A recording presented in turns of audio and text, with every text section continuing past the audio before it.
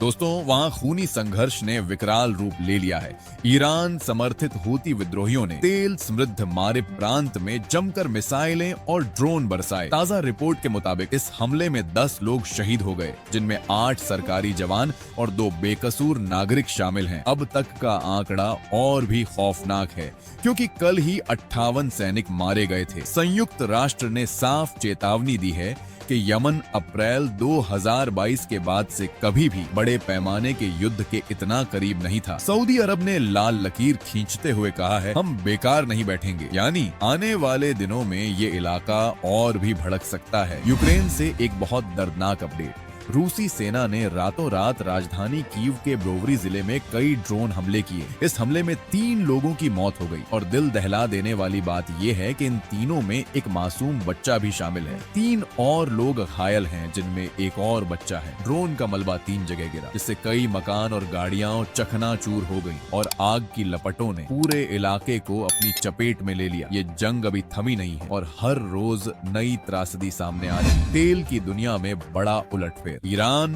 और ओमान के बीच हुई गुप्त वार्ता में अब बड़ी प्रगति हुई है। अमेरिकी अधिकारियों ने संकेत दिए हैं कि हॉर्मुज जलड मरुमध्य, जिसे फरवरी में बंद कर दिया गया था, अब जल्द ही फिर से खोला जा सकता है। अमेरिका ने शर्त रखी है कि अगर व्यापारिक शिपिंग बिना किसी रुकावट के शुरू होती है तो वे ईरानी बंदरगाहों की नाकाबंदी हटा लेंगे। दोस्तों, अंदाजा लगाइए, दुनिया की 1/5 तेल सप्लाई इसी रास्ते से गुजरती है। अगर ये समझौता हो गया तो पूरी दुनिया में पेट्रोल डीजल की कीमतों पर बड़ा असर पड़ेगा। खुद को बड़ी सियासी चाल है। सऊदी अरब, तुर्की और पाकिस्तान ने मक्का शहर में एक ऐतिहासिक संयुक्त रक्षा समझौते पर हस्ताक्षर किए हैं। इसमें साफ लिखा है कि इन तीनों में से किसी एक पर सशस्त्र हमला तीनों पर हमला माना जाएगा, यानी एक पर हमला तो सब पर आक्रमण वाला फॉर्मूला। सऊदी के पास पैसा है, पाकिस्तान के पास परमाणु बम और मिसाइलें हैं, तो तुर्की के पास दमदार सेना और रक्षा उद्योग। इस्लामिक देशों की ये नई सेना पूरी दुनिया का ध्यान खींच रही है। अमेरिका ने बड़ा प्रतिबंध विधेयक पास किया जो भारत को भी सीधे टच करता है। अमेरिकी सीनेट ने रूस की कमर तोड़ने के लिए एक बेहद कड़ा आर्थिक हथियार छोड़ा है। इस विधेयक की सबसे चौंकाने वाली बात यह है कि इसमें रूसी तेल और गैस के शीर्ष 5 आयातकों पर 100% तक का आयात शुल्क लगाने का प्रावधान है। और साथियों, इसमें भारत और चीन दोनों शामिल हैं।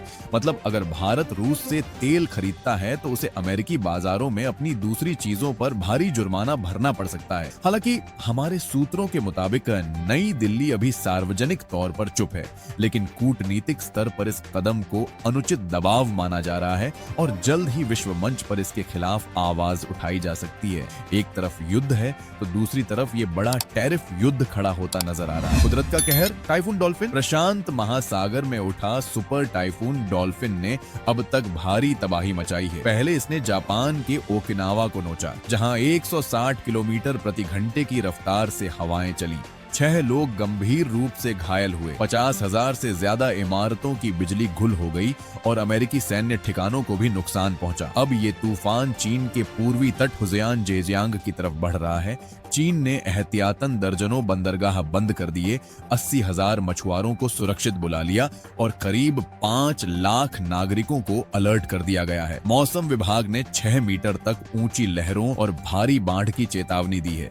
ये जापान और चीन दोनों के लिए बहुत बड़ी आपदा है। और आखिरी खबर, दक्षिण अमेरिका से एक अनोखी सियासी हरकत। कोलंबिया के नए राष्ट्रपति अबेलार्डो डीला एस्प्रिएला ने एक सदी पुरानी परंपरा को तोड़ते हुए राजधानी बोगोटा की जगह पश्चिमी शहर कैली में राष्ट्रपति पद की शपथ ली है। ये महज औपचारिकता नहीं है, उन्होंने साफ कहा, हम जनता के साथ हैं, सिर्फ बोगोटा के सत्ता गलियारों में नहीं। उन्होंने ड्रग कार्टेल और सशस्त्र समूहों के खिलाफ पूर्ण युद्ध की बजाय बातचीत और आर्थिक सुधारों का रास्ता चुना है। साथ ही उन्होंने अमेरिका से नशीली दवाओं की मांग कम करने की अपील की है और किसानों को कोका की खेती से हटाकर कानूनी फसलों की ओर ले जाने की बड़ी योजना बताई है। हालांकि बोगोटा में विपक्ष ने इस फैसले को संविधान का मजाक बताते हुए जमकर हंगामा किया है, लेकिन कैली में हजारों लोगों ने इस ऐतिहासिक समारोह का जश्न मनाया।